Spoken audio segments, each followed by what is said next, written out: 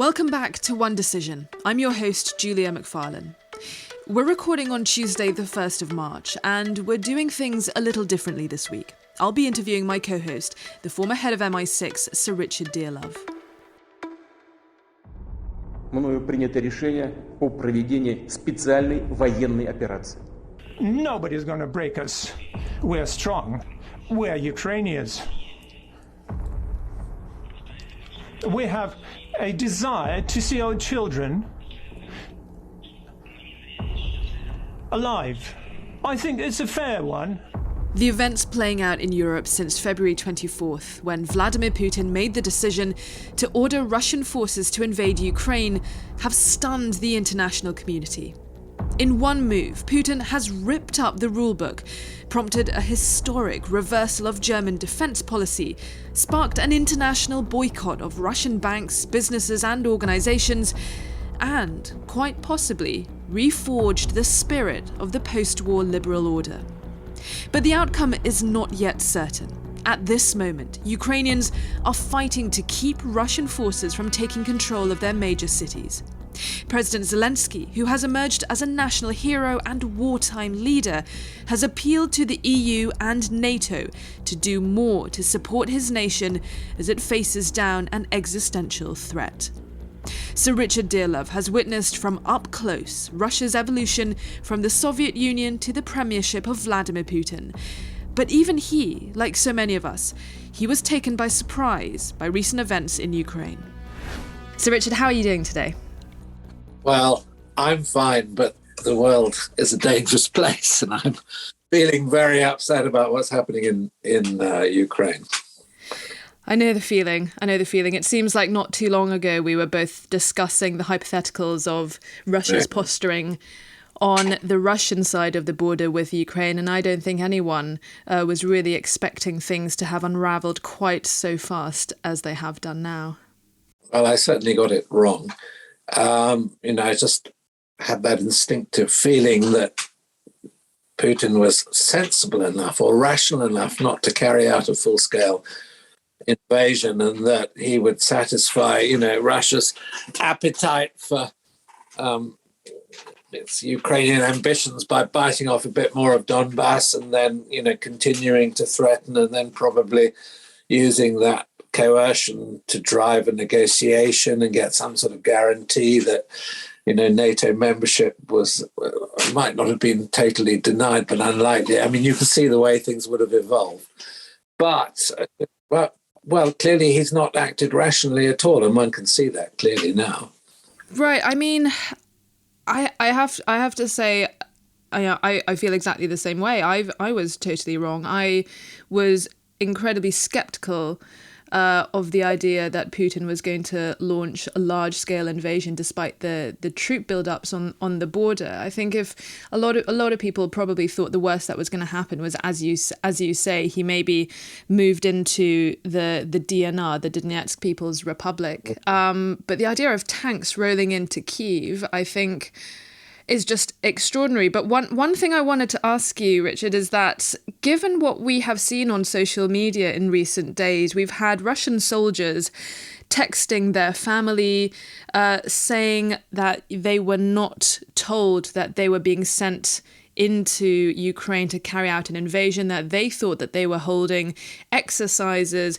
We are seeing reports of tanks and vehicles being abandoned by the Russians because they've run out of petrol. We've seen so many cases of what appears to be a failure of logistics when it comes to this Russian incursion. We've seen soldiers running out of food stocks as well as fuel. I mean, there have been a number of reports of what seems like really bungled logistics in this military operation. So why do you think that is? Do you think it really was that this invasion was a last-minute decision by Putin that most of his generals and those in command of the troops on the ground were not actually aware of?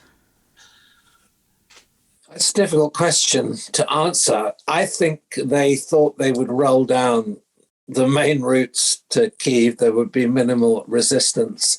They would have immediate control of the air that they would reach the center of the capital within 48 hours, decapitate the government, and it would be all over.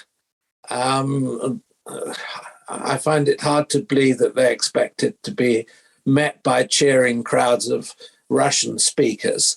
But the moment you get into serious conflict, which happened, and what's been extraordinary is the resilience of the Ukrainian armed forces. They've obviously fought like tigers. They've shown that determined, lightly armed units, but with effective anti-tank weapons or weapons to put out armor, can destroy, massive amounts of hardware and hold things up very, very badly. I think this question also of the extent to which, the ordinary soldier, Ivan, was briefed. There has always been anecdotes about the Russian military in certain situations not really giving the foot soldiers a detailed briefing as to what the hell's going on, so that down to a certain officer level, they're in the picture. And in this instance, there may have been a strong reason. We're going across the border, we're going to liberate our Ukrainian brothers. This is more of an exercise than a war. The whole thing is quite extraordinary. I've just been reading a piece online by Tim Collins, one of our own retired but quite distinguished military commanders, saying that, the incompetence of the tactics and the way that they've rolled forward is just quite staggering.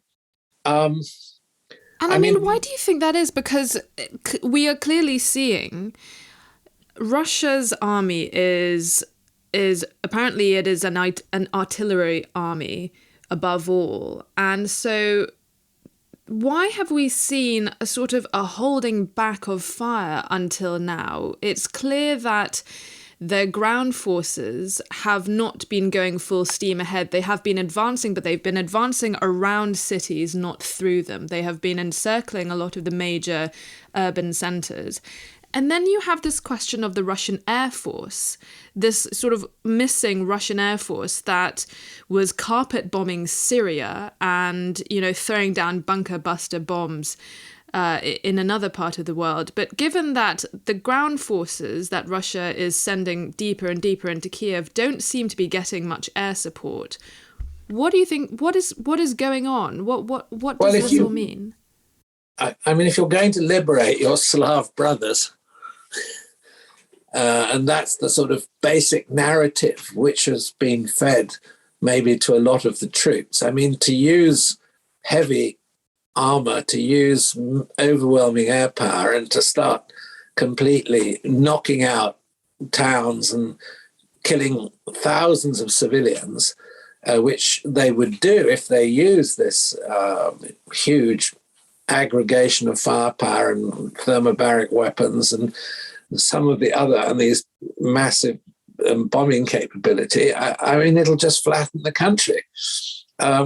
It's completely counterproductive. But I think the problem is not having succeeded by, driving down the road and winning a few skirmishes and decapitating the government in a rather sort of surgical fashion means that, Putin now has to decide whether they're going to up their game by literally using all this heavy weaponry. And the other thing, it's all very well, fighting tank battles in massive open countryside, like the tank battles of World War II. But once you are you're railing through the countryside without much resistance, but then trying to take urban areas with the civilian population that's been armed. A lot of these armoured units are going to be incredibly vulnerable, and there will be huge losses. Then there will be huge retaliation. The outlook at the moment, I think, is quite terrifying. I'm not sure myself how this is going to play out and what's going to happen. The Ukrainians are not going to throw in their hand and put their hands up and say it's all over. That just doesn't look look likely. The other interesting thing is that the mere fact that this negotiation took place at all on the border, which might, indicate that the Russians understand that they are in a very vulnerable situation and that some sort of negotiated settlement now will get them out where they can claim victory and claim that they've achieved their objectives, and that there should be a ceasefire which will, stop the killing. But that seems to be unlikely. You said that it's hard for the Russian army to carry out an intensive bombing campaign on their Slavic brothers. Does that mean, do you think that could still happen? Do you think if they were ordered to do so, they would raise Ukraine to the ground? Well, I think the danger is if Putin isn't entirely rational and, we can sort of speculate on what's wrong, there's going to be, a wish on his part to up the ante and get it done and not lose face, and which would mean much more violence. And the fact that it's going so badly for them, and it is going so badly, it's going so badly internationally. My God, you've got Japan, you've got Switzerland coming out and joining the embargo. You have got a complete change of policy in Germany, probably the most significant security development of the whole crisis. I mean, this must be, it must have been unimaginable to Russia that these things could have happened and developed. And then, the freezing of their central bank reserves, the run on the cash machines. And I'm sure that, social media will be doing its work internally in Russia, even if the official coverage is so. They've adopted the Stalinist approach or the Hitlerite approach, where if you tell a lie, it might be as big a lie as, don't tell a little lie, tell an absolute whopper. And that's what they're engaged in doing at the moment. But it's going from bad to worse. And this column that's approaching Kiev, I'm sure Kiev, as we now should call it, using the Ukrainian pronunciation, it doesn't look to me as though, it's stoppable, however courageous the Ukrainians are.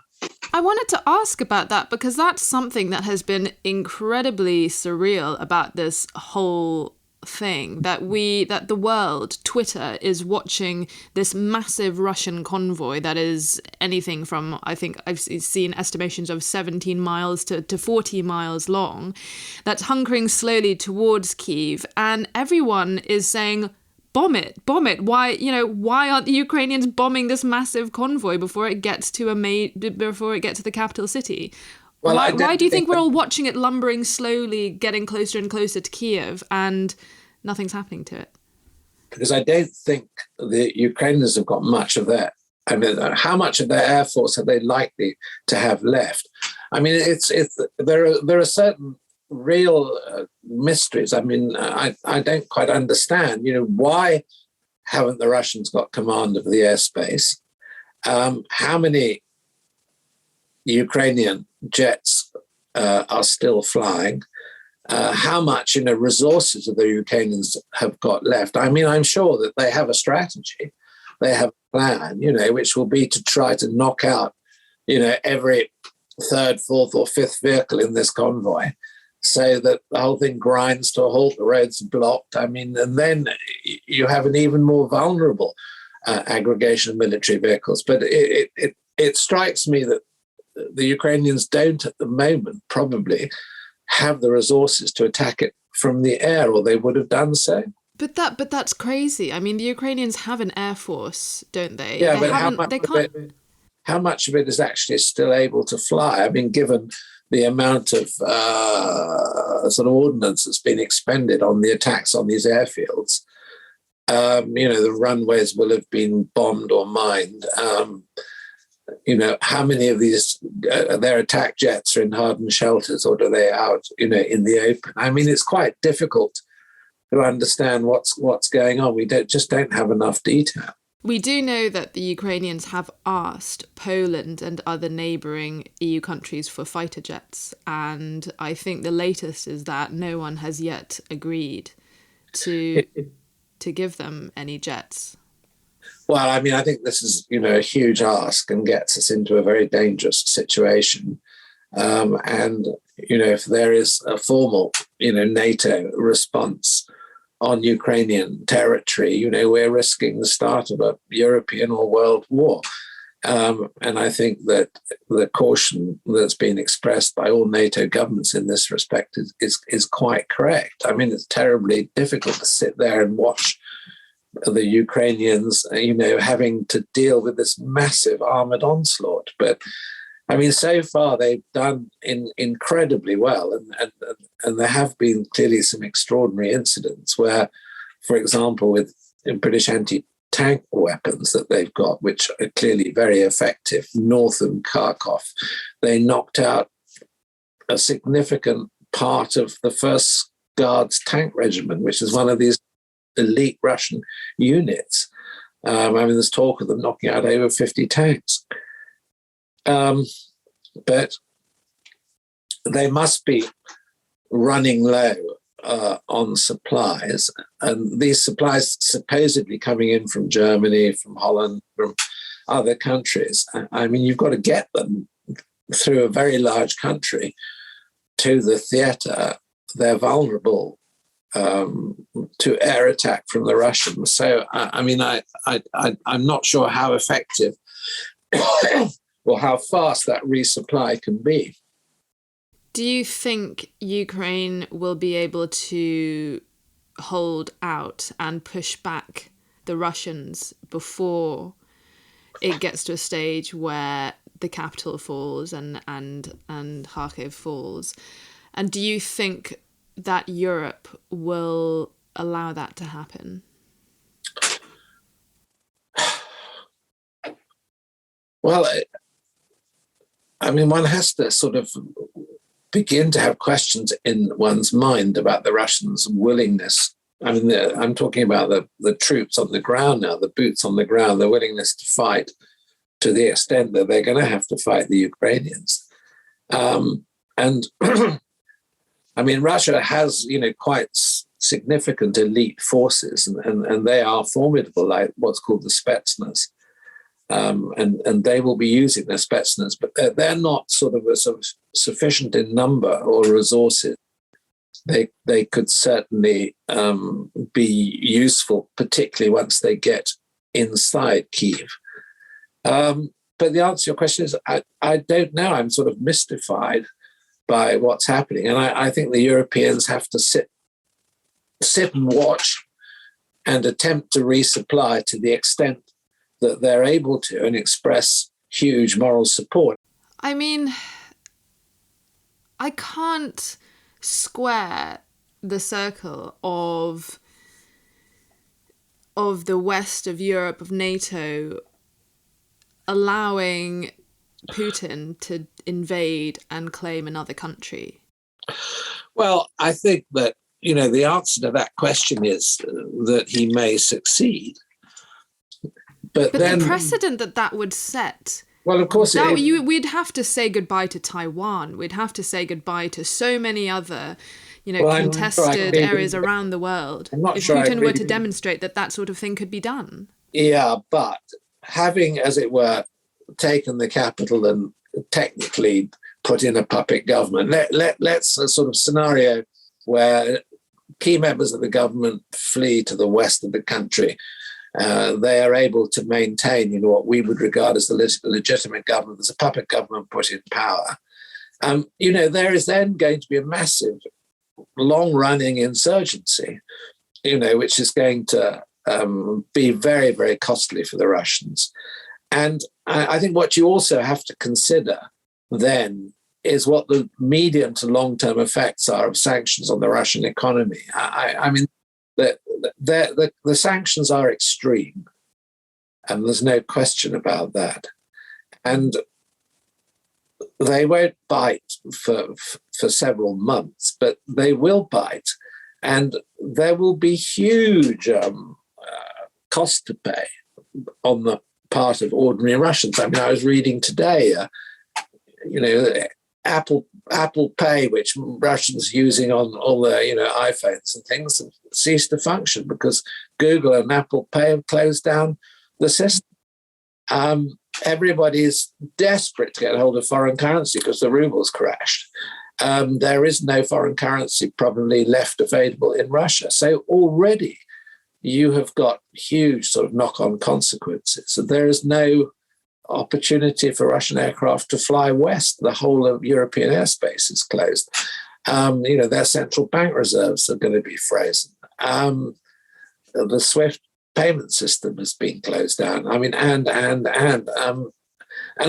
think that the Chinese will be extremely wary because what they will take note of is the unity of the West's reaction to this. And, they will realize that if they did the same in Taiwan, they're going to have to pay a similar price, if not a higher one. And I think what's happened with China in the last 8 to 10 months, and my sort of Chinese commentator friends have noticed this, China has, after Hong Kong and the new security legislation, the terrific bashing they've had over the Uyghurs, the sailing of Australian, American, and British warships through the South China Sea, the Taiwan Strait. The Chinese have actually pulled in their horns and become a little more careful of their public image. And I don't think, it's on China's agenda is much more long-term. And I think that the lesson of Ukraine at the moment will probably work the other way. And it will make the Chinese more cautious. And they're not allies of Russia. They're just economic partners. There's a subtle difference. Yes, there was a funny statement that came the other day, wasn't there, from the Chinese Foreign Ministry, where they said we are partners, not allies, or something. Yeah, exactly. Which was I thought very, very striking. And some very witty Twitter user underneath that tweet from, I think it was the Chinese Foreign Ministry, said that sounds a bit like sex but no love. But it is an uneasy sort of relationship the Chinese and the Russians have. Definitely. And the fact is they didn't actually support Russia in the Security Council. They abstained. Yeah, that was fascinating, I thought. And that was quite extraordinary because they normally you would have expected them to support the Russians. And they've already made apparently a couple of statements which are quite equivocal on Ukraine. And I think they're going to be very careful, very cautious, and they're going to sit there and watch and see. And they will be noting the cost that Russia is having to pay. I mean, of course, China's a different prospect because it has a much more powerful economy. And I mean, do bear in mind that the Russian economy is. I mean, it's only in a reasonable position at the moment. And I mean, this is one of the ironies. You have a crisis, the energy prices go up. Therefore, Russia's getting more money for its oil and gas. But I mean, it is totally commodity dependent. It lacks foreign investment. The GDP, I think, as I said before, is the size of Italy. It doesn't have the resources to sustain a long-term sort of conflict with the West. Even an economic conflict, it will become incredibly costly for Russia over time. And I mean, I just wonder, how secure Putin will be. I mean, I was gonna ask about that because you say you give all these reasons for why this is just going to be so costly for Russia over time, costly to the Russian people, costly to the oligarchs, costly to businesses, and everything. But all of that sort of doesn't matter unless something happens to change the leadership, right? I mean, people can starve, businesses can fail. all of those things can rumble on, but it's not until there is something like a palace coup that takes Putin out, surely. I mean, he's so intransigent. Can you see him backing down, or do you think he has to be removed from power in order for things to go another way? I mean, I think over time, as the situation deteriorates in Russia, I mean, we're not dealing any longer with the Soviet Union. I mean, it is an authoritarian society, but it's been through significant evolution and change. And you can't entirely put the genie back in the box. I mean, social media is there.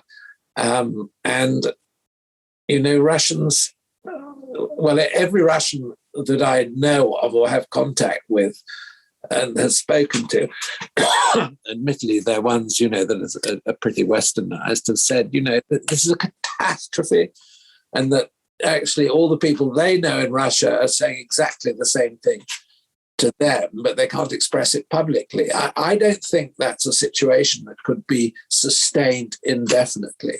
I think it's a situation which will be cumulative, and there will come a point. I mean, Mikhail Khodorkovsky, the oligarch, was saying that it'll take time, but this is probably the beginning of the end of Putin's regime, and that it might be 2 years down the track, it might be less, but it is the beginning of the end, and he doesn't really see how the effects of this cannot but end Putin's regime at some point. But I mean, the man is 70 years old. I mean, he's not going to live forever. He was surely heading towards the end of his tenure anyway, despite the fact that he's been fixing the constitution and compelling the parliament to extend his remaining years in office. I mean, who is his successor? Does he have a successor, or does he have rivals that might take his place once he's gone? Well, I don't think there's an obvious successor. And of course, that's one of the things that you do, when you're an authoritarian leader. You make damn sure that you haven't got a close rival. And I think that they've all been sort of kept down and kept in their place. But I mean, this extraordinary, not interview, session where he had the chief of the general staff, Gerasimov, down the end of the table, and he gave them supposedly these weird instructions which do not correspond with Russian nuclear doctrine, and the phraseology he used was all wrong. So it was a sort of, semi-nuclear threat. And I mean, I'm sure that we know, I mean, from intelligence, whether their nuclear forces are on high alert or not. You're referring to his directive to mobilize. Yeah, it wasn't a directive. It was a sort of comment, and it was phrased in such a way that it doesn't correspond with doctrine. So I'm not sure how you explain that. But the whole, I can hardly believe that we're sitting here watching this happen. And of course, the most significant change of all is the change in German defense policy. I mean, this is huge. I mean, Germany for years, has been spending 1.3, 1.4, 1.2% of its GDP. It said it's going to instantly up to 2% or higher. Given the size of the German economy, that is a massive infusion of funds into their armed forces, which are in a complete mess because a lot of their equipment is in mothballed, it doesn't work properly, no spare parts. Von der Leyen was a useless defense minister, absolutely awful. And, Merkel was totally complacent about Russia and, German national security. And, she's created this situation, where the German economy is almost totally dependent on Russian gas. So we're witnessing a seminal reordering of the security pieces in Western Europe on account of this, as it were, failure by previous German administrations who have just not taken any of this seriously, I'm afraid. I mean, this total reverse ferret that Germany has pulled has shocked everyone, I think. And there was some really interesting reporting in the German press that said that Olaf Scholz actually didn't brief the government before he made that announcement of increasing German defense spending. He only briefed his very closest allies. Most of the government and even his aides were not aware of that until he was delivering that address, and the Bundestag happened to react positively to the news, and there were cheers in the chambers when he said this. But this was a sudden, bold move for a brand new chancellor who has replaced someone who has been in power for more than 10 years and has a big legacy. It's encouraging, are you a German chancellor or are you leader of the SPD? And he behaved as a German chancellor. And of course, he's got a very bizarre political coalition, a rainbow coalition, which includes, the Greens and other rather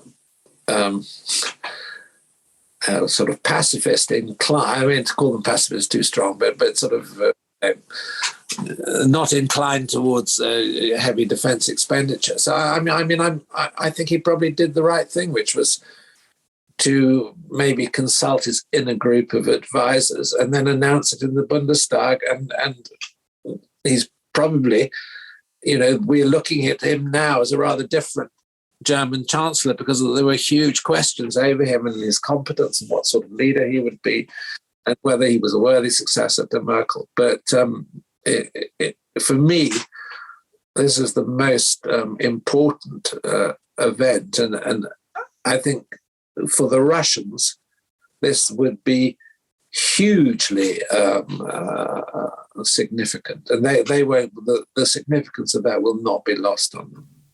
And everyone has been talking about this newfound European unity in this response.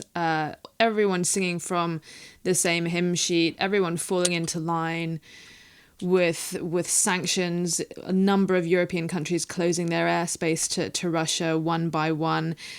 I mean, even countries like Switzerland starting to impose sanctions and getting involved in abandoning all principles of neutrality. How long do you think that this European unity is going to last? We've already seen Hungary starting to pull back from some of its support. It was surprising to see, countries like Cyprus, where a lot of Russian money is parked, falling into line behind sanctions. Switzerland, we mentioned. How long do we think that these countries are going to stay united and on the side of Ukraine under what must be a lot of Russian pressure and domestic interests? Quite a long time, I think, because the situation is so serious and they're confronted, with a dilemma. And I think part of the problem is that hitherto, I'd go as far as to say that the EU doesn't do geopolitics. I mean, it's really bad at getting itself strategically aligned on big geopolitical questions. I mean, on smaller issues, a certain degree of success and coordination. I mean, this is something of a different proportion and a different level of importance. And I mean, it's quite encouraging and surprising, to see the EU reacting in a coordinated fashion. I mean, it certainly, for me, also, shines the light on how crazy the idea of European Defence Force is in terms of an EU defence initiative, and that really. We have to work through NATO, we have to work through national defence budgets to build European defence. And we have the mechanisms there already, so why on earth should the EU, try to reproduce them? And I mean, obviously, its inability to respond militarily, is there for everyone to see. And it would be a waste of time for it to try. So, Macron's ideas about European armies are for the birds. Forget all of that stuff. I wanted to ask you, I don't know if you have seen this, but there was an article that has been published on RIA Novosti, which was published by accident, it seems.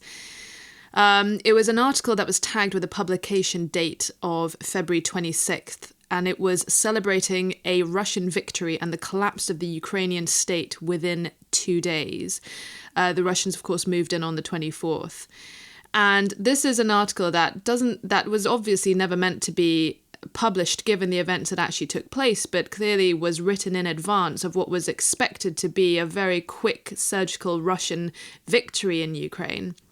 And it reveals really quite worrying Russian sort of neo-imperialistic tones. And the article wasn't written by Putin, it was written by an anonymous author, but it certainly does chime with Putin's ideology, and it gives us a bit of an insight. And I just wanted to read you a couple lines from this piece. It says, "The construction of a new world order is accelerating, and its contours are more and more clearly poking out through the unraveling fabric of the Anglo-Saxon globalization. A multipolar world has become a reality. The rest of the world sees this perfectly well. This is a conflict between Russia and the West. This is a response to the geopolitical expansion of the Atlanticists. This is Russia recovering its historical space and place in the world." Putin has told the Russian people that this was about the Donetsk People's Republic. This was about the breakaway parts of Ukraine that want to be Russian. The Russian government is not saying anything about tanks in Kyiv or even Kharkiv or anywhere else in Ukraine. They're pretending this is all happening in the east of Ukraine. And then you have this state media op-ed that is describing this as nothing to do with eastern Ukraine, but actually a big geopolitical reshaping of the world order. I mean, what do you make of that? Well, I'm aware of this article, and someone brought it to my attention this morning, and I think, it was meant to be, as it were, the song sheet from which you sang about the glorious victory in Ukraine. But of course, it hasn't quite transpired like that. But I think it gives one an insight into the sort of hyper-nationalist thinking of the people around Putin and their vision of Orthodox Christian Russia against the corrupt West. And you can look at it from all sorts of perspectives, but it's extraordinary how, this sort of clique of former communists, and a lot of them were in the intelligence and security community that now run Russia. They when the Soviet Union disintegrated, one of the first things that they embraced was the Russian Orthodox Church as part of their new identity. When I went to Russia way back, in my former career, there they all were sitting on the other side of the table with their Orthodox crosses in their buttonholes. There was a huge sort of talk and attachment about Russian history and about the Russian identity and Peter the Great, and all of this was part of them re-identifying, re-establishing themselves when they lost, as it were, their specific Soviet identity. Well, a group of Russian Orthodox clerics and senior Russian Orthodox clerics, they published a letter calling for an end to the war. Yeah, well, that's interesting. And saying that the Ukrainians must be allowed to make their own choices. Well, that's very interesting because, the Russian Orthodox Church has been very much under the thumb of the state and has been, very much sort of projected by Putin as part, of his vision for Russia. But, maybe now there is a certain amount of confidence and independence in elements of the church who realize that, this is part of the problem. Bear in mind that the Orthodox Church's connections with Ukraine are fundamental in terms of the Christian origins of Kyiv. When I, on my last visit to Russia, what the Russians know I'm a keen painter and interested in oil painting. What do they give me? They gave me an oil painting of the Orthodox Cathedral in Kyiv as a gift. I wasn't visiting Ukraine, I was visiting Moscow. So that shows you psychologically how many of them think about the place. So where do you think we go from here? I mean, Putin is clearly an extremely stubborn and intransigent man. And even if the West somehow manages to, with the Ukrainians, find some way of allowing Putin to climb down and go back to Moscow with some kind of a victory to sell in order to save his own skin. I mean, do you think that is something that is achievable, or do you think he will not stop until Zelenskiy is either stood down in exchange for a cessation of hostilities? I mean, we have all kinds of wildcards. We have reports of Wagner mercenaries roaming the streets of Kyiv on some kind of mission to assassinate the president. We also have the Ukrainians now asking for EU membership, and what is the EU going to do? There have been quite positive sounds from the European Parliament of individual lawmakers paying tribute to Zelenskiy and to the Ukrainians and shared values. And if they were to make the Ukraine a candidate country, surely that would be impossible for Putin to take standing down. So, I mean, what is the situation now, and what are the key sort of things you're going to be looking out for that can tell us what kind of direction this is going to take? Well, I think we're still in the fog of conflict, but I think it will depend first militarily on what happens on the ground, and the Russians have to take Kyiv and other large cities.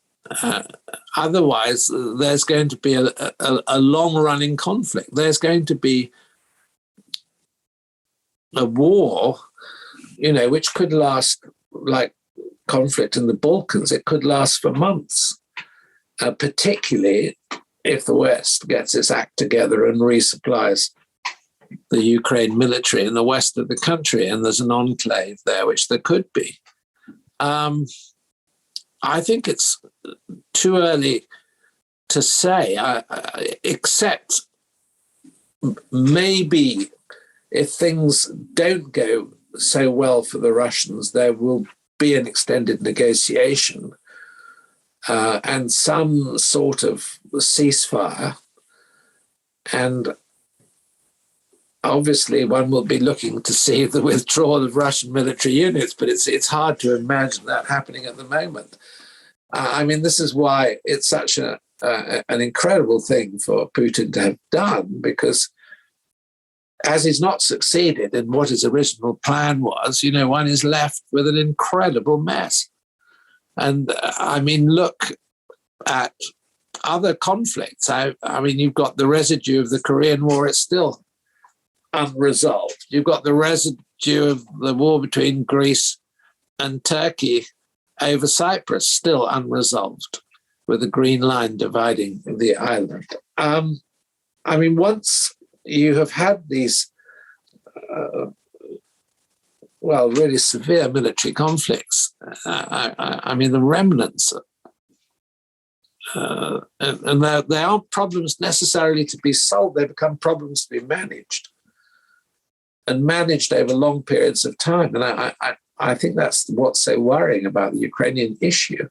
It's very difficult to see how Russia gets itself out of this mess, even if it deposes the government. that government, their puppet, is never going to be accepted by the West. No way. And they will have to fight a long-term insurgency. The Ukrainians will see to that. The last Kremlin puppet installed in power in Kiev was chased out of office and had to flee to Moscow. Well, it'll probably happen. It could well happen again. And I mean, there's no way even the Russian military can hold down a country the size of Ukraine. It's bigger than Spain. It's got a population 45 million.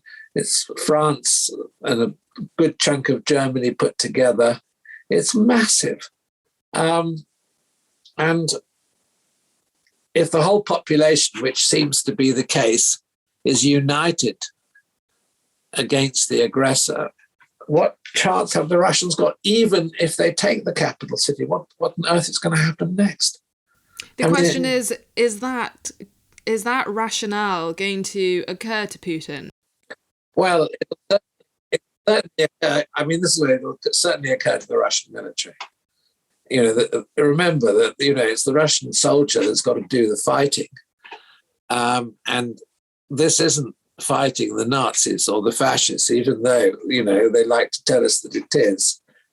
They're fighting their own relatives. I mean, there are so many families intermarried.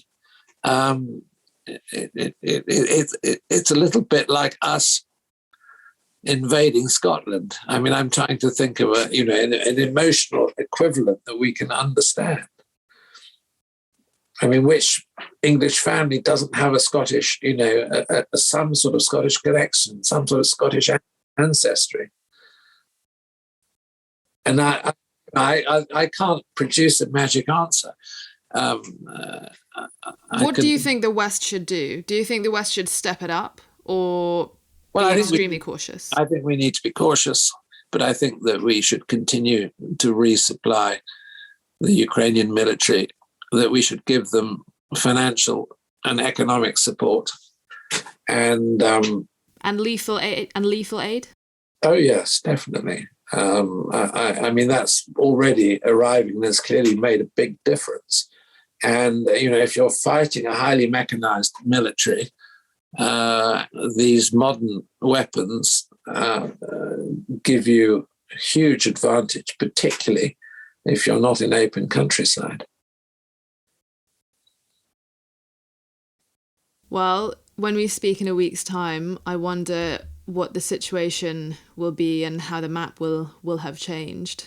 Well, I wonder too. And I think one has to think about the suffering of the Ukrainian population, who are in for a very, very tough time indeed, because I think that, Russians may try just to besiege the city and starve the Ukrainians out. One last question, actually. Ukraine has applied for emergency accession to the EU, and there are a number of countries that are supporting it in terms of granting it candidate status. What do you make of that? Do you think the EU will entertain seriously the idea of Ukraine joining, maybe first as a candidate, maybe even as a full member? I think that's possible. I mean, I think, the Russians would hate it, but it's not NATO. I mean, bear in mind that, this is an economic alliance, a trading alliance, essentially. And it's possible that is the answer to, Ukraine's long-term future. It would be an EU member, but not a NATO member. And in a way, you've got the opposite situation with Turkey, which is a NATO member, but not an EU member.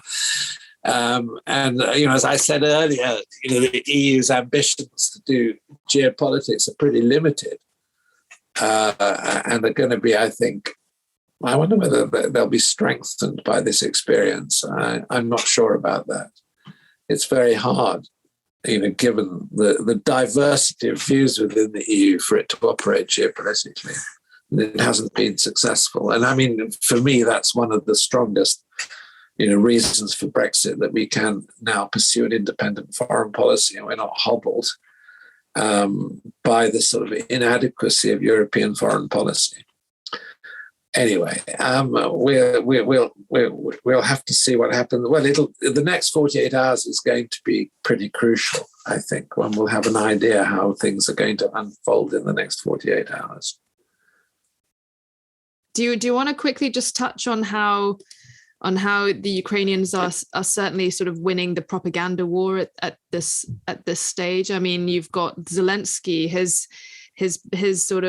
portrayal and how he's handled himself has clearly won him a legion of admirers around the world. He's clearly providing a huge sense of morale, staying in Ukraine and wearing his army fatigues. And then you have things like the ghost of Kiev, this incredible allegedly Ukrainian fighter pilot who killed 6 Russian pilots, took down 6 jets, constituting the first ace in Europe since the Second World War. And the Snake Island Ukrainians who told the Russian warship to go F yourself, and all of these sort of quickly becoming urban warfare legends, which are really boosting morale. I mean, the Russians aren't really getting any of that. No, it's been extraordinary. I was at an air show as a guest of one of these aviation companies in Fairford in Gloucestershire, which happens alternative years when Farnborough doesn't. And there was a very, very memorable display by a Ukrainian MiG-27 with one of their top pilots. And it was the most extraordinary aerobatics display I've ever seen. So I've got a feeling this guy probably is the ghost of Kyiv, and he may exist because we sat there watching this guy flying this aircraft, and it was absolutely unbelievable. But I mean, I think it's really interesting that we are seeing this kind of David and Goliath situation with the Ukrainians against the Russians, and it shows how important morale is. And this comes, half a year after the takeover of Kabul in Afghanistan by the Taliban, and there was a lot of discussion of how the Afghan army had zero morale, and they had their president fleeing just before the capital city was taken, and we have the opposite in Volodymyr Zelenskiy. Well, he's been absolutely extraordinary, and of course he is a professional actor, which I think if you know how to harness that skill like Ronald Reagan, it can be enormously charismatic. But he's really been an absolute inspiration, I think, beyond his country. And I mean, Putin must be gnashing his teeth because his image has gone in the other direction. So, I mean, he's the Ukrainian voice of Paddington. And he won Ukrainian Dancing with the Stars, or their version of Strictly Come Dancing. I mean, you can't compete with that, can you? Really can't. Well, it's clear that the coming days and the weeks are going to be critical for seeing how things develop. So, Richard, thank you so much for your time. It's really, really great to hear your thoughts on what has been an incredibly fast-moving and developing situation in Ukraine. Yeah, well, thanks for the opportunity. I think we all feel very, very strongly about this issue. And, we sit here with anticipation, seeing how it will play out over the next, week or two. Anyway, thanks a lot, Julia. I really enjoyed talking to you. Likewise. Thanks, Richard. Take care. Okay, all the best. Bye. That's it for this week's episode of One Decision. Don't forget to subscribe to us so you never miss an episode. From me and the team, thanks for listening, and see you next time.